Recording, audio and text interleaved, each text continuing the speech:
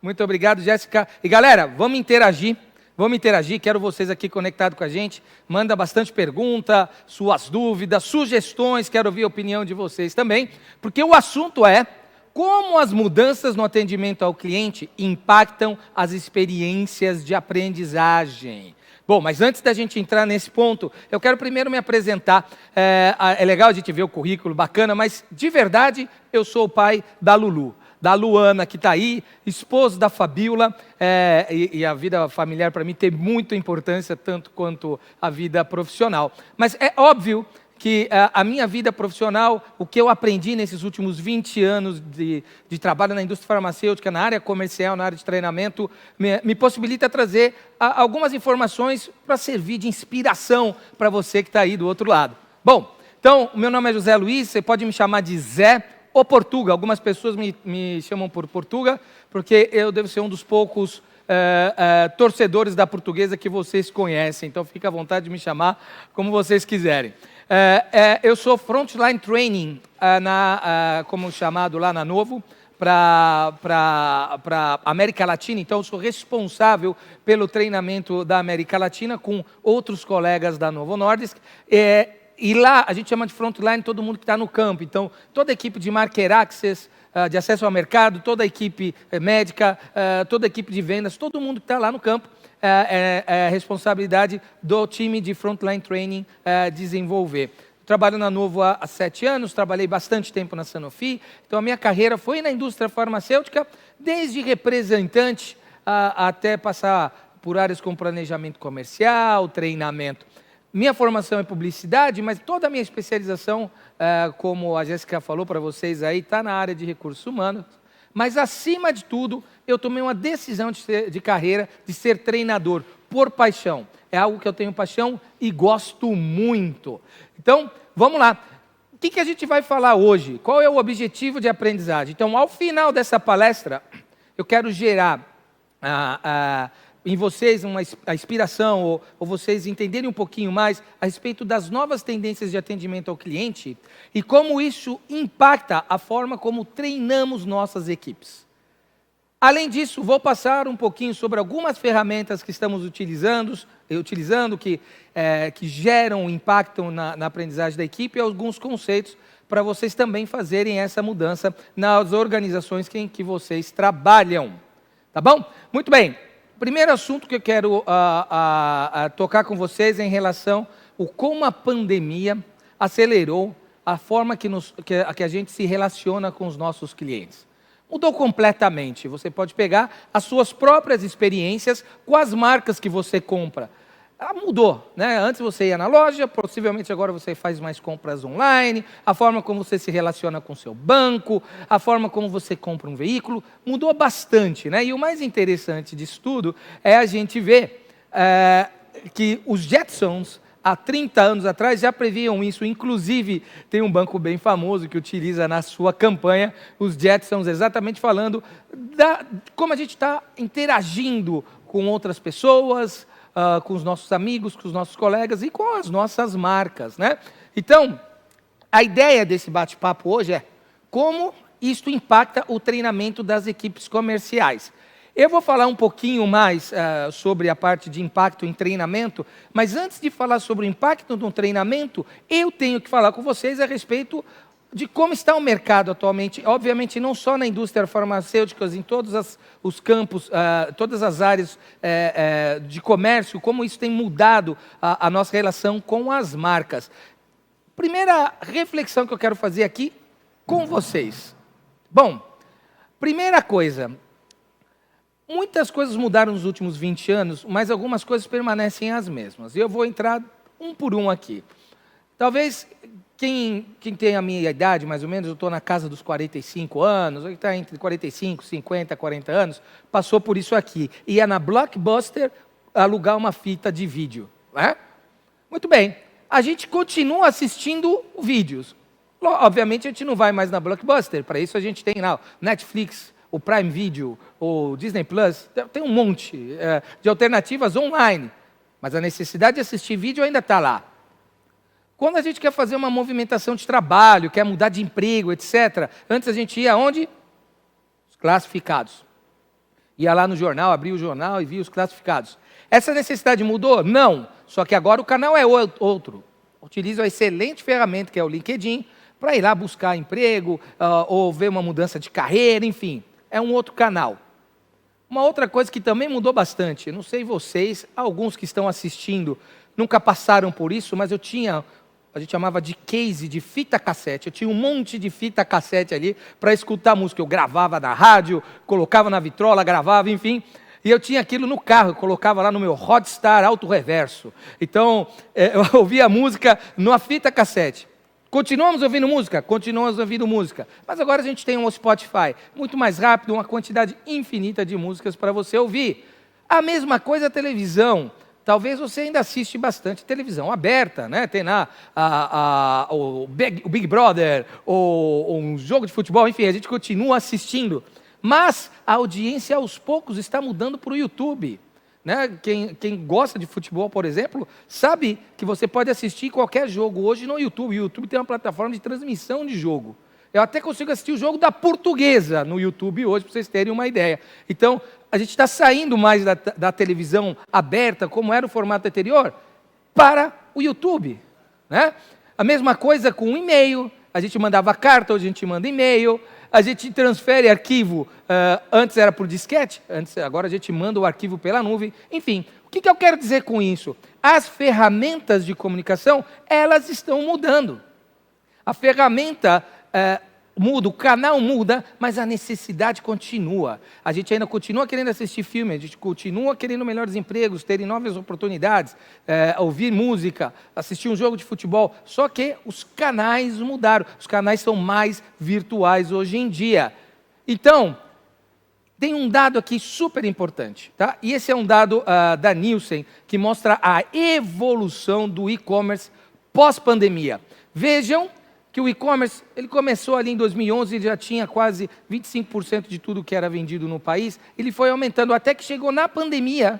Na pandemia ele atingiu 47% do mercado. Né? Então, o crescimento de 47%, 38% do mercado. Então, olha que interessante, como a pandemia impulsionou os canais digitais. E a gente tem que levar isso em consideração. Agora, mais uma reflexão para você. Anota aí. Vamos ver como você se comporta. Você se considera um comprador mais digital ou mais offline? Você é um comprador mais online? Se mais de 80% do que compra é online. Não, eu sou híbrido. Tem algumas coisas que eu compro online, outras coisas eu compro na loja. Então eu estou ali entre online e híbrido, depende do que eu quero. Ou pode ser um pouco mais comedido. Eu tenho muito medo de comprar as coisas online. Eu raramente compro. Possivelmente eu uso o banco, o Bankline, não sei o quê, aquela história, acesso o banco pela internet, mas eu ainda tenho. Mas, obviamente, a gente tem muita gente ainda que é offline, não compra nada online. Eu tenho a minha mãe, por exemplo, que ela quer ir no caixa do banco e ter o carimbo de pago. Né? Então, a gente tem um universo de pessoas com necessidades diferentes. Mas como você está hoje aí? Você que é responsável pelo treinamento, pela área comercial, você é mais online, híbrido, comedido, offline? Me fala e manda aqui os comentários para a gente debater. Pensa bem aí. Bom, quando eu falo de canais online, offline, eu tenho que tocar nesse ponto do multicanal versus o omnichannel. Possivelmente vocês conhecem as terminologias, eu não quero ganhar muito tempo aqui, não quero debater muito tempo sobre esse ponto, mas só deixar muito claro uma diferença que para mim é importante. Quando as empresas dizem que são multicanal, significa que elas têm canais de comunicações diferentes para o mesmo cliente. Mas é uma visão muito da empresa para o cliente, e não do cliente para a empresa. Eu ainda estou olhando muito no meu próprio umbigo como empresa, eu tenho os diferentes canais e eu abordo esses canais da forma que eu quero.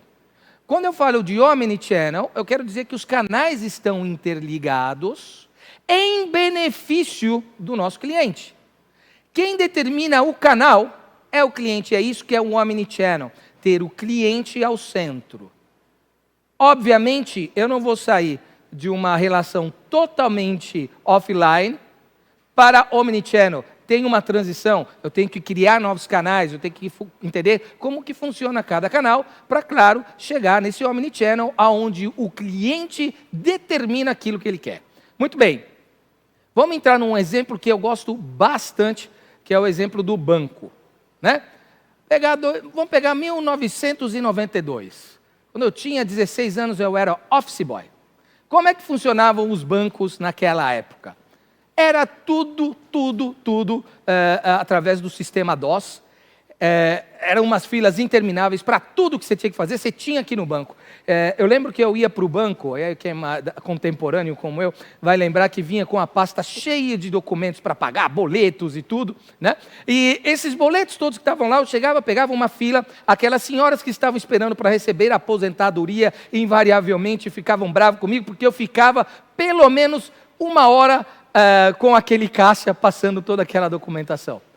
Poxa, você imagina isso, né? Quanto tempo, nada offline, não existia nada disso. Só que a coisa foi evoluindo, né? Começou a ter um pouco mais de autoatendimento, até essa foto que tem aqui do Bradesco, você vê o autoatendimento. Então você já não ia tanto mais no caixa, você já começava a fazer as coisas pelo autoatendimento, né? Você já não precisava acessar tanto o gerente começou a te ligar mais, fazer as coisas mais à distância, até o momento que surgiu o Bankline, né? Então aí já comecei a fazer algumas coisas pela internet, já deixei de ir lá, só ia no banco quando eu precisava fazer alguma coisa ou outra, até o momento que esse Bankline passou a ser algo super importante, você já não ia mais no banco, e chegou um momento que a gente tem um Nubank, por exemplo, que nem agência tem. A última vez que eu fui no banco foi para assinar o contrato da minha casa, porque tudo que eu faço é online, tudo que eu faço é por telefone. Então, isso é importante. Agora, não significa que a gente não tem agência. Tem muita gente que precisa da agência, precisa daquele contato. Só que o sistema bancário entendeu? Vamos disponibilizar os canais certos para as pessoas certas. E assim elas escolhem a experiência que ela quer ter. É disso que eu estou falando. Ter o cliente no centro e o cliente decidir os canais de comunicação, né? Agora você vai me perguntar, poxa, legal, Zé, você vem da indústria farmacêutica, como que ela está? A indústria farmacêutica é uma indústria muito tradicional. E eu gosto bastante dessa foto. Essa foto eu devia estar nessa época, com uns 23, 24 anos, eu tinha acabado de começar na indústria farmacêutica. Inclusive, o meu chefe nessa época, quero mandar um abraço, era o Leandro Ramos, ele que me convidou para trabalhar, ele palestrou aqui com você, uma pessoa especial, e me deu a oportunidade de trabalhar na Aventis nessa época. E essa época eu fui numa convenção na Bahia. E o meu avô, o seu Marino, que está aí, na época, ele estava muito feliz, porque estava me levando no aeroporto, era um evento, né? Eu vim numa região pobre, não tinha condição de voar, estava voando, sei lá, pela primeira vez na minha vida, foi um momento bem bacana.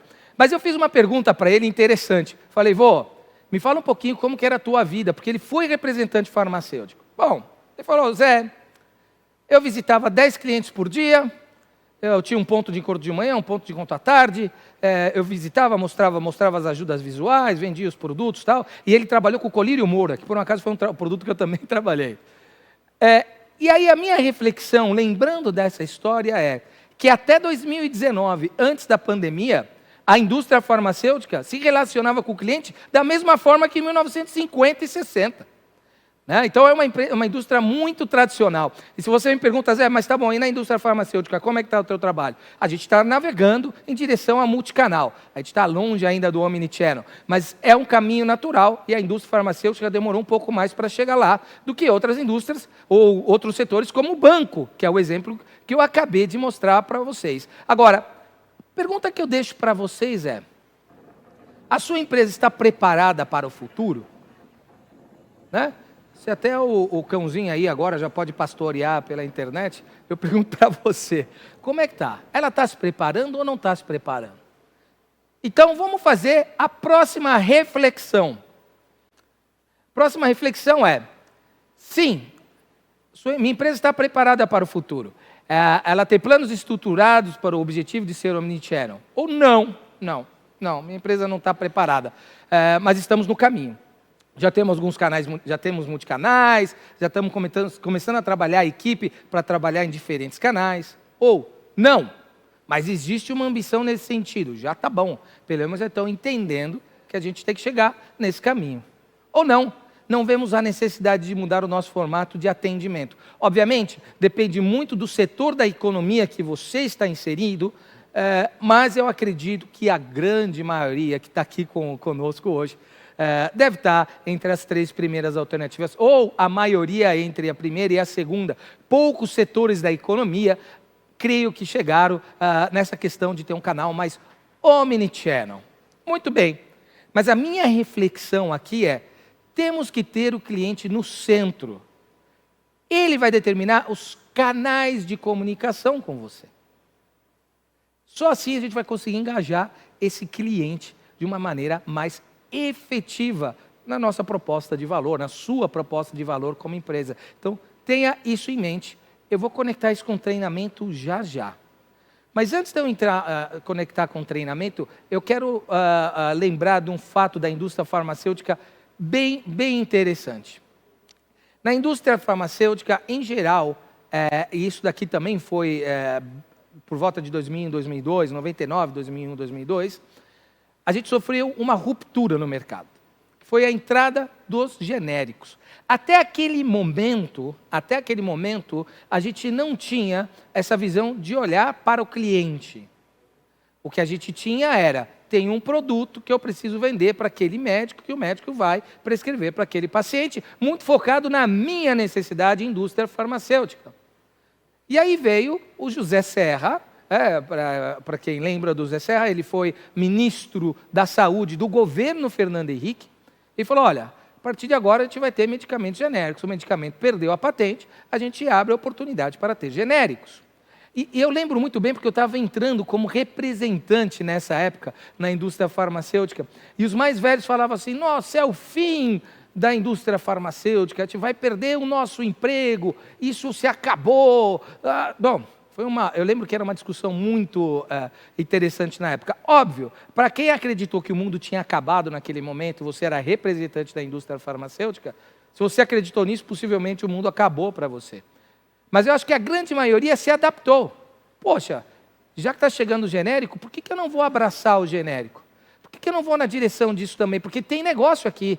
Grandes empresas surgiram a partir disso no mercado nacional, por exemplo, como a AMS e outros grandes laboratórios, focando no genérico e aproveitando essa oportunidade.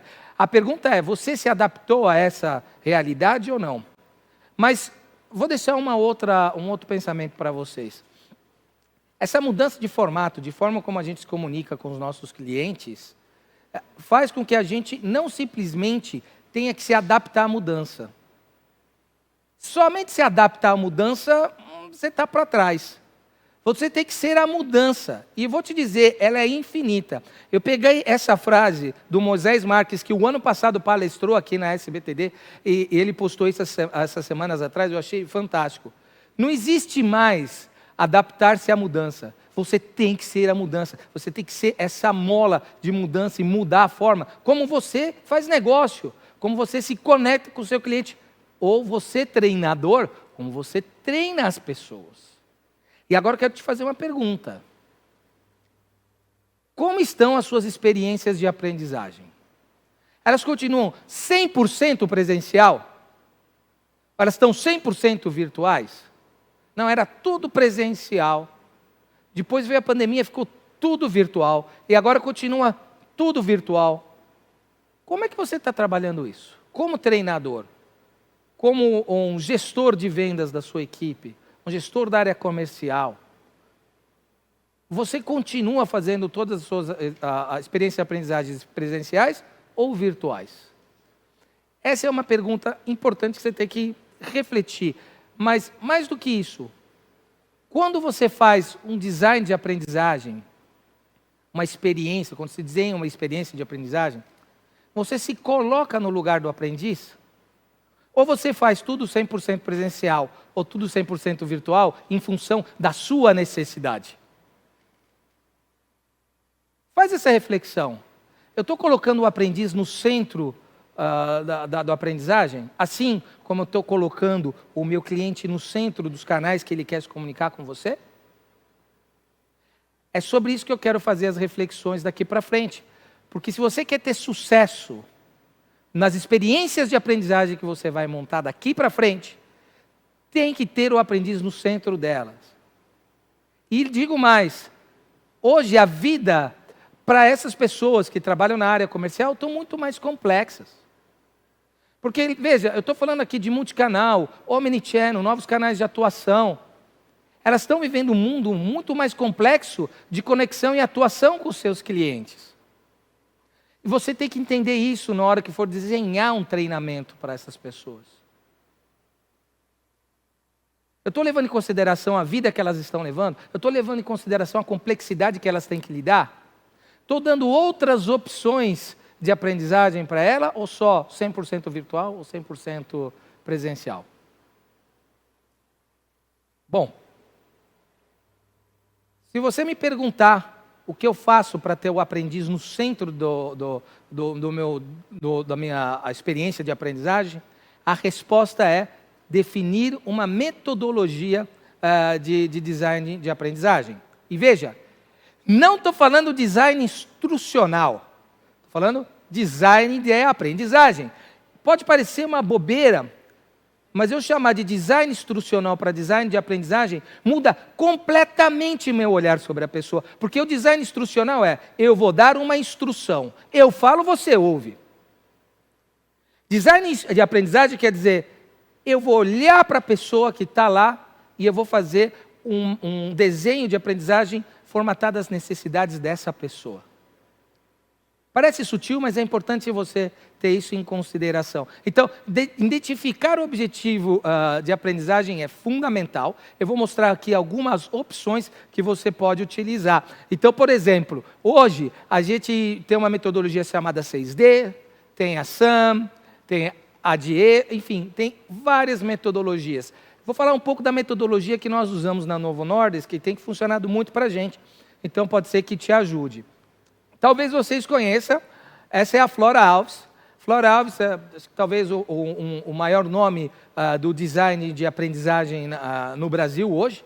Ela é palestrante internacional e ela tem uma metodologia que para a gente serve muito. Ela desenvolveu um canvas, esse canvas se chama Trahenten, para fazer determinar o objetivo de aprendizagem. Na realidade, são 3 canvas para você desenhar fazer um design de aprendizagem alinhado para as necessidades da sua equipe. Só um momento. Desculpa. Então, esse canvas te ajuda a determinar o objetivo de aprendizagem. Mas o que a gente mais gosta nesse canvas é isso aqui. Você vai lá falar um pouco do objetivo da organização, qual é a performance que a gente espera das pessoas, as tarefas, os objetivos para cada área, para determinar o objetivo de aprendizagem, mas o mais interessante é o que essa pessoa que vai participar desse treinamento, dessa experiência de aprendizagem, esse aprendiz, pensa, vê e sente. Isso é fundamental, porque se eu não levar em consideração o que essa pessoa que vai participar dessa aprendizagem pensa, o que essa pessoa vai ver, o que ela sente no momento dessa intervenção de treinamento, não vai gerar valor. Vou dar um exemplo que aconteceu há mais ou menos uns 2, 3 anos conosco. Tinha uma especialidade que a gente trabalhava especificamente, que vinha um concorrente muito forte. E a gente tinha que fazer um treinamento sobre esse concorrente e, obviamente, reforçar os benefícios dos nossos produtos. O que aconteceu? Se eu fosse lá só dar o treinamento técnico do que era, possivelmente a gente não teria tido sucesso na intervenção de treinamento e depois na defesa da nossa marca com o nosso cliente.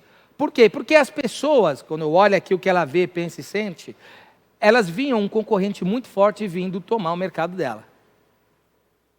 O que ela pensava? Poxa, os médicos vão todos transitar para essa nova molécula, eu vou perder totalmente o meu mercado. O que ela sentia? Medo. Poxa, eu posso perder meu emprego. Vou ter que, acho que, bater na porta da concorrência, porque era esse o sentimento.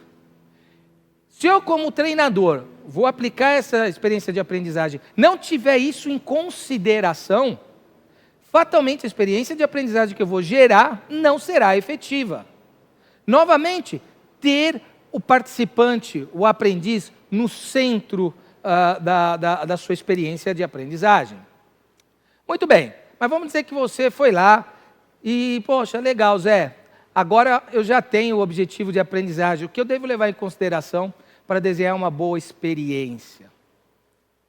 E se você me perguntar, para mim hoje, nos dias atuais, definitivamente, você tem que pensar em processos andragógicos e eutagogia. Mas o que isso significa? Possivelmente os treinadores que estão conectados sabem do que eu estou falando.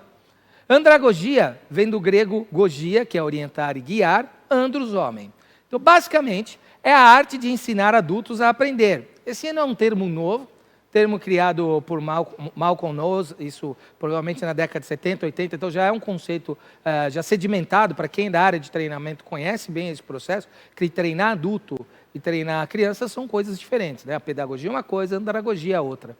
Mas tem um outro conceito que é muito importante, que é da eutagogia, que vem do grego eutos, ou auto, e gogia, orientar, ou seja, a eutagogia é você como aprendiz no dono do seu desenvolvimento. Então, eu aprendo quando eu quero e como eu quero e se eu precisar. Isso muda completamente a forma como a gente encara o treinamento hoje em dia. Porque se eu levar em consideração que o desenvolvimento é autogerido, a pessoa vai determinar o momento que ela quer ser treinada, a forma como ela quer ser treinada e se ela precisa ser treinada. Levando isso em consideração, o que eu tenho que levar em consideração para gerar essa experiência de aprendizagem? Bom, o primeiro ponto é, eu tenho que às vezes utilizar processos andragógicos, porque eu tenho produtos para lançar, tenho experiências de aprendizagem que eu preciso aplicar, tenho conteúdo para aplicar. Então eu vou usar um processo andragógico, onde o que ele vai aprender, o que o aprendiz vai ter de treinamento, eu determino como treinador. Mas como aprende, é importante que você deixe o seu aprendiz tomar essa decisão. E você ter vários canais de comunicação para isso. Vou falar sobre isso daqui a um minuto. Então, vamos lá. Novamente, andragogia. O que aprende? O treinador determina. Como aprende? O aprendiz determina. Quando eu penso em eutagogia, o aprendiz determina o que ele quer aprender. E também como quer aprender. E por que isso ganhou força? Ganhou força, por exemplo, com as mídias sociais. Tenho certeza que cada um de vocês aprende através das mídias sociais. Você pega aqui o seu polegar, pega o seu celular e vai passando. Esse assunto me interessa. Clico e acesso e aprendo aquilo. O que eu quero, como eu quero e quando eu quero. Tem esse detalhe. Mas você vai falar, poxa, Zé, legal, isso é muito bonito. Mas na minha organização é muito difícil, porque eu tenho muita coisa para treinar. Eu tenho muito produto técnico, eu tenho que treinar um atendimento em loja. Não é tão simples assim para mim. Eu entendo. Então, nesse momento, você usa um processo mais andragógico. Determina o que a pessoa vai aprender. E o como, você pode gerar vários canais para que essa pessoa conecte e aprenda. Agora, se você quer desenvolver as pessoas, é importante que as pessoas determinem o que elas querem aprender, para onde elas vão e como elas vão. Joia? Agora, como é que eu posso fazer isso? Bom, tem um conceito que eu gosto bastante, que é o Multi-Channel Learning. São as infinitas ferramentas que eu posso ter para aprender. E essas ferramentas podem ser offline ou online. Então, vamos dizer que eu sou uma pessoa que eu gosto da interação. Eu gosto de estar junto de outras pessoas, eu gosto de interagir. Então, fatalmente essa pessoa vai ter uma experiência de aprendizagem mais offline. Então, ela pode fazer visitas a campo com algum outro colega, participar de palestras, de workshops, congressos, fóruns, shadowing, que é fazer sombra e acompanhar uma outra pessoa num campo, aulas presenciais, livros, mentorias, coaching. E o coaching pode ser presencial ou online, como queira, ou que a gente chama Business Solving Problems. Não, eu posso participar de uma sessão para desenvolver uma solução para um determinado problema. Então, eu tenho bastante soluções offline e algumas mistas, que pode ser online e offline.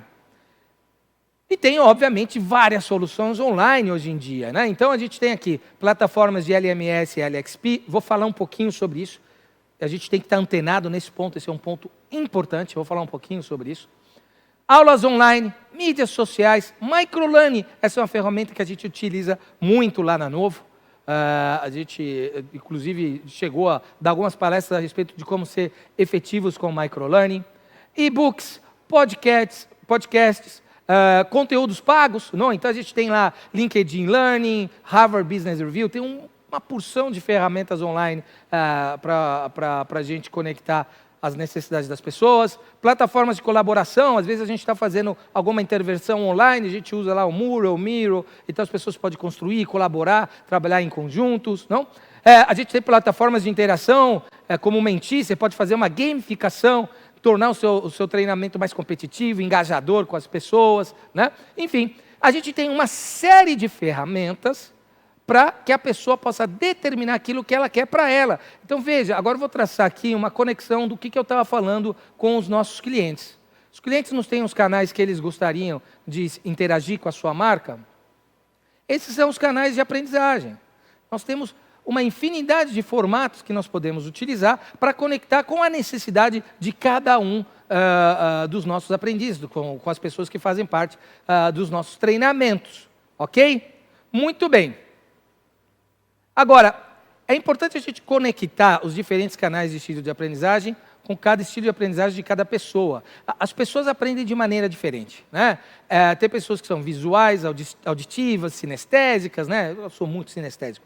Eu gosto de estar com as pessoas, gosto de tocar, gosto de experimentar. Então, a pessoa vai determinar o canal que mais lhe convém através de como ela aprende. Qual é a metodologia que ela gosta? Ela determinar. Então, mesmo quando eu estou num processo mais andragógico, que eu vou determinar o conteúdo, é importante eu considerar diferentes canais de treinamento para você atingir mais gente com estilos de aprendizagem diferentes.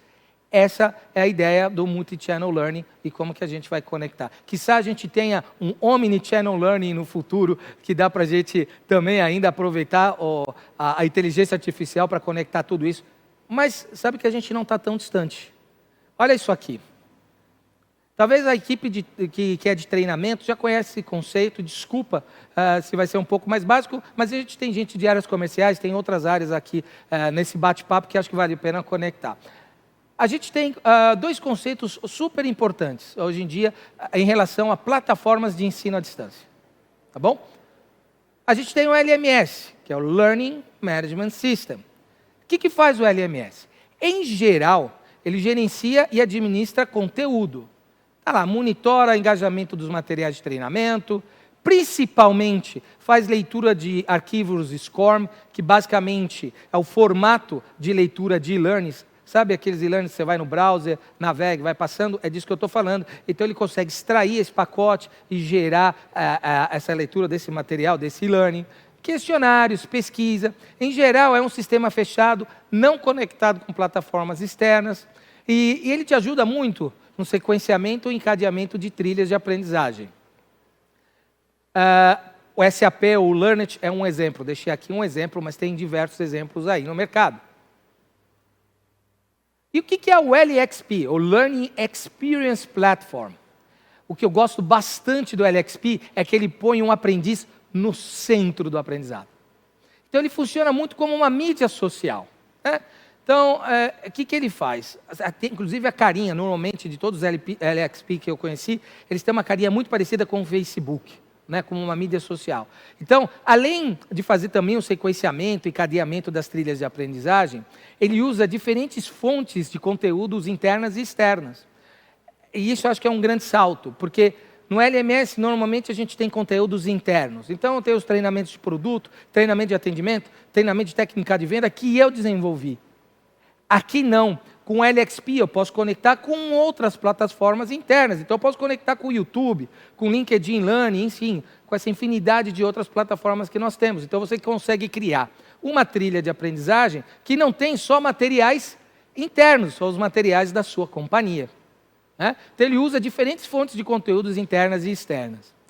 O treinamento pode ser baseado em competências e preferências. E isso é muito bom, porque quando eu entro na plataforma, eu posso escolher a competência que eu quero desenvolver. O que eu quero desenvolver? Qual é a competência que eu quero desenvolver? Então, por exemplo, quando eu entrei nessa plataforma, eu fui lá e digitei, eu quero aprender sobre educação corporativa. Então, sempre quando eu entro na plataforma, assim como o Netflix, por exemplo, começa a vir uma sugestão, uma série de sugestões de treinamento de educação corporativa, com materiais do LinkedIn Learning, materiais internos, da Harvard Business Review, enfim, de várias outras plataformas que ele está conectada. E o mais interessante é que conforme eu mais navego, mais ele começa a me puxar conteúdos relacionados às minhas preferências e ao meu comportamento na plataforma, né? Um outro fator que eu acho que é muito interessante no LXP, no Learning Experience Platform, é que o aprendiz pode compartilhar o conteúdo, né? E ele pode criar, inclusive, conteúdo. Ele pode pegar aqui o seu celular nesse momento, eu faço um vídeo e falo, ó, galera, visitei aqui um pagador público, e ele me falou sobre isso, queria compartilhar a minha experiência com vocês. Sobe. Ele sobe conteúdo, cria conteúdo e compartilha com os demais. E essa é uma nova fronteira de treinamento também, que é o Employee to Employee Approach, ou seja, o treinamento entre empregado e empregado, colaborador. Eles aprenderem entre eles. Vale a pena lembrar que, normalmente, o conhecimento maior está no campo e não no escritório. Então, é um bom momento de você criar e compartilhar conteúdos, né? Bom, agora, tudo isso é possível nessa plataforma porque ele tem uma inteligência artificial que ajuda na curadoria. E vira uma curadoria individual, que no LMS a gente não consegue. A gente faz uma curadoria, mas em grupo, aqui a gente está fazendo uma curadoria individual. Aqui não é nenhuma propaganda, só como exemplo, na Novo a gente utiliza o Degree. A gente tem uma infinidade de LXP no mercado para vocês escolherem. Agora, você vai me perguntar, Zé, mas o LMS é coisa do passado? Não.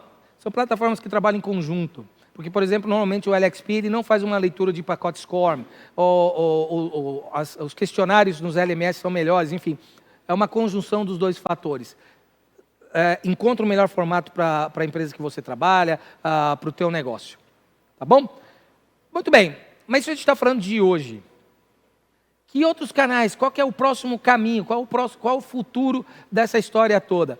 E a gente tem ouvido muito falar sobre metaverso. Não, a aprendizagem está caminho mais de uma mistura entre o virtual e o presencial. Aqui você pode me ver num congresso que eu tive, colocar um óculos e eu conseguia fazer uma mistura da imagem que estava sendo projetada no óculos com o ambiente que eu estava. E essa é a nova fronteira, né? Da gente misturar o presencial, o online, o ao vivo com o online, com o virtual. Você vai falar, poxa, Zé, legal, isso é super novo, revolucionário. A resposta é não. Porque essa história de metaverso já vem lá de 2003. Você está falando de metaverso com Second Life. Eu não sei se alguém de vocês teve alguma senha, algum contato, mas enfim, isso não é algo novo. As pessoas já estavam participando de ambientes virtuais e de metaverso faz muito tempo, né? Inclusive, isso é um negócio tão potente e poderoso que até o Facebook está caminhando nessa direção, né? Vale lembrar que o Mark Zuckerberg mudou o nome de Facebook para Meta, porque ele realmente entende que vai criar uma realidade mista, né? Um mix entre o que é virtual e o que é presencial, ao vivo, enfim. Agora, aqui é uma reflexão importante.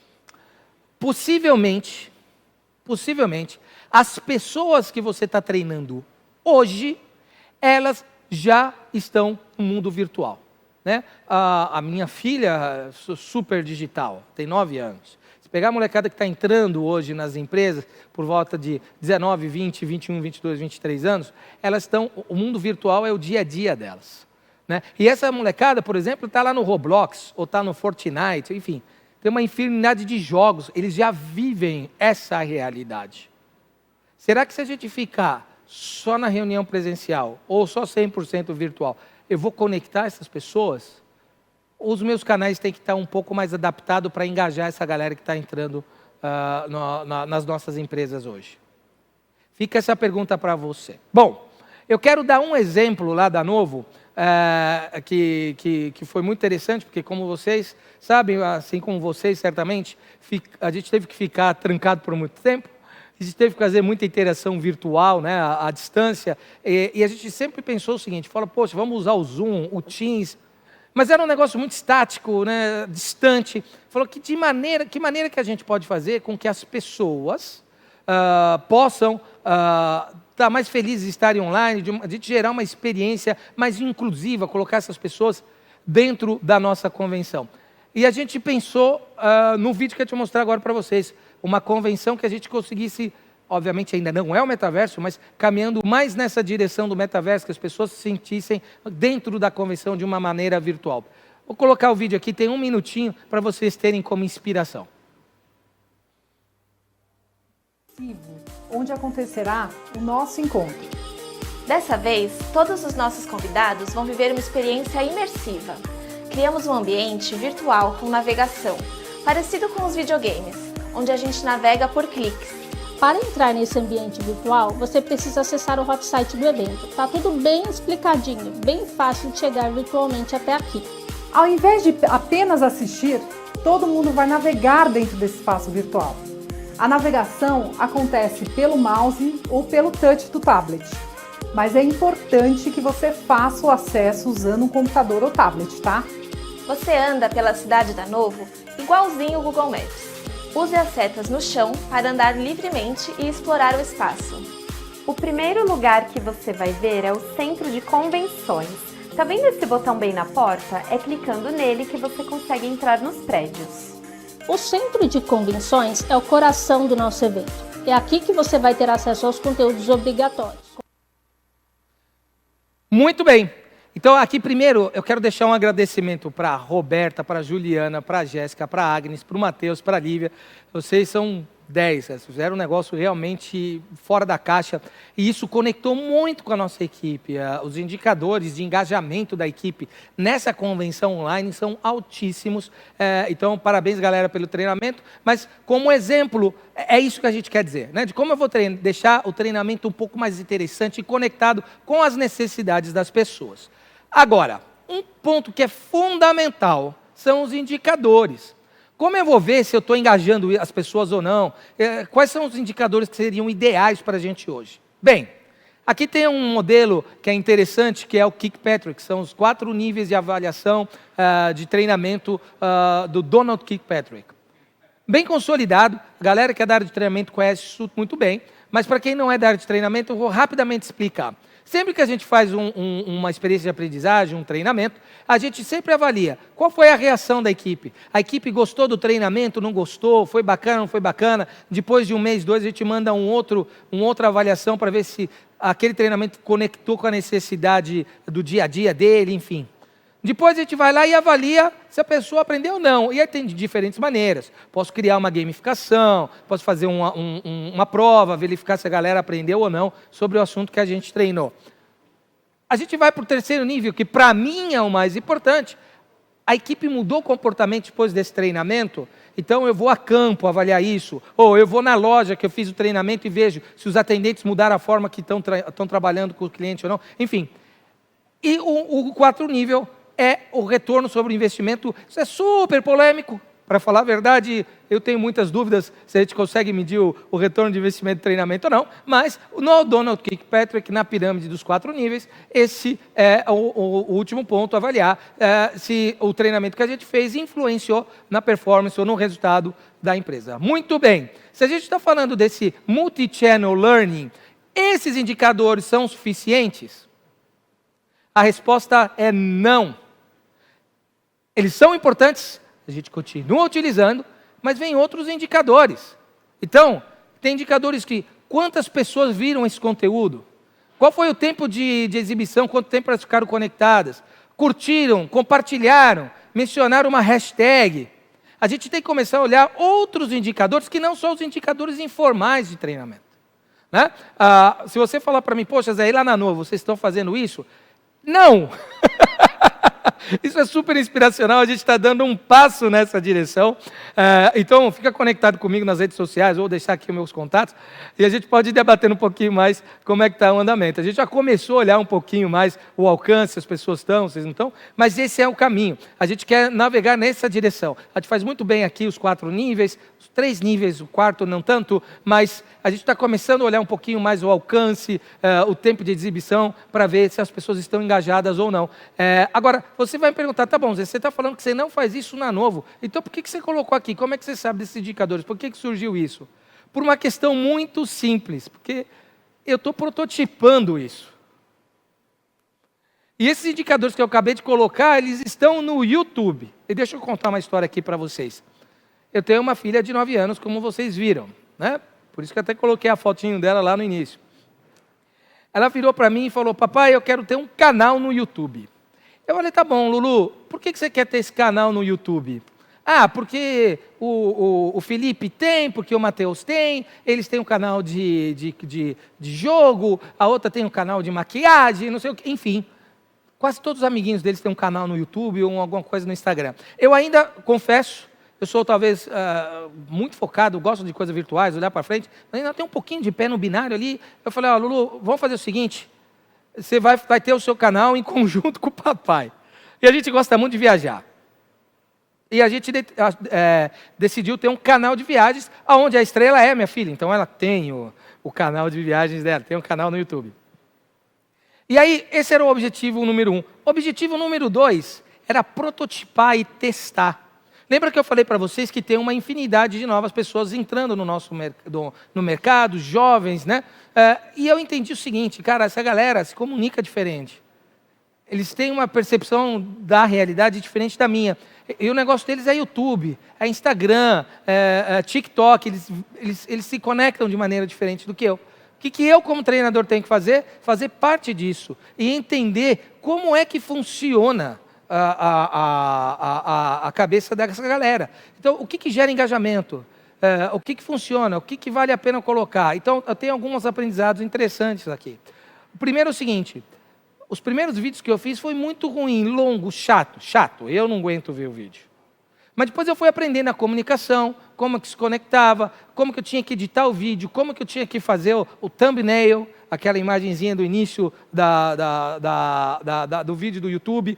Não, horário que eu tinha que colocar, os hashtags que eu tinha que marcar, com quem eu tinha que conectar. Isso fez muita diferença. E eu fui aprendendo, e isso foi evoluindo. Então chegou um momento que eu cheguei a ter, tem vídeo nosso lá que tem 8 mil, 10 mil views. Então a gente foi aprendendo um pouquinho mais com isso. Agora, se você pretende estar no YouTube, no Instagram, para aprender sobre isso, esteja preparado, porque o feedback também é duro. E você tem que estar preparado para aprender, e não é um aprendizado fácil. Vou dar um exemplo, e o tão interessante que é trabalhar com a mídia social. Eu tinha muito hábito, como eu estava filmando a minha filha, a minha esposa, eu chamava a Lulu, e a minha esposa chamava de mamãe. Aí sempre que eu estava filmando com mamãe, vê isso, aquilo, veio um comentário muito duro, mas muito interessante. Falou: cara, você é muito old school, foi a palavra que a pessoa usou.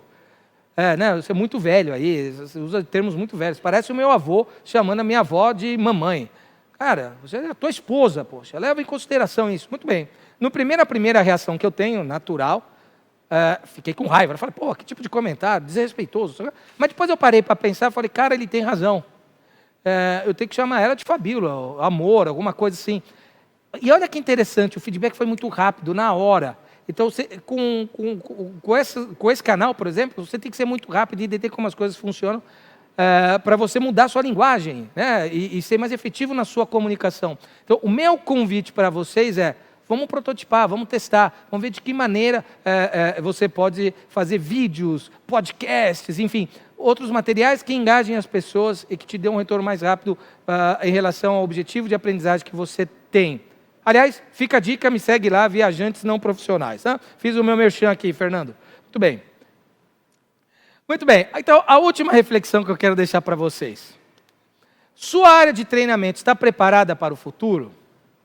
Então, tem 3 pontos aqui, 3 perguntinhas. Sim, utilizamos os conceitos de andragogia e otagogia, já temos um LXP. Joia, show de bola. Quase lá. Já temos um LXP, mas ainda eu direciono muito o treinamento, o formato, o conteúdo. Bom, eu estou nessa etapa. A gente tem o LXP, mas a gente ainda também direciona muito os conteúdos. Não, temos o LMS e o conteúdo e o formato são determinados por nós, ou estamos longe. Nem LMS a gente ainda tem, nem o formato nós determinamos. Então, legal, talvez essa palestra aqui vai te ajudar a ter um pouco mais de inspiração e buscar coisas mais conectadas com o futuro. Bom? Legal, galera. Então, para encerrar, reflexão final. As experiências de aprendizagem que entrego hoje em minha empresa estão alinhadas com as necessidades futuras? Número 1, espero que tenha servido de inspiração para vocês. Número 2, Eu tenho as competências necessárias para implementar novas metodologias e formatos de treinamento? Porque não é só adotar. Como eu falei para vocês, eu estou prototipando, estou buscando, estou tentando entender como é que funciona. Então, o meu convite para vocês é, vai buscar, vai entender. E olha, não precisa de dinheiro. O YouTube está cheio de coisas bacanas. Né? O LinkedIn está cheio de coisa bacana. Tem muitas ferramentas, tem gente. Eu estou aqui de graça, gente. Vocês podem me ligar, a gente bate um papo. Eu adoraria estar conectado com vocês. Então, a ideia é se preparar para o que está por vir. Porque para engajar o seu time comercial em novas formas de atendimento ao cliente, é fundamental que você utilize com a sua equipe novos canais e formatos e experiências de aprendizagem. Muito obrigado pelo seu tempo, um beijo no seu coração.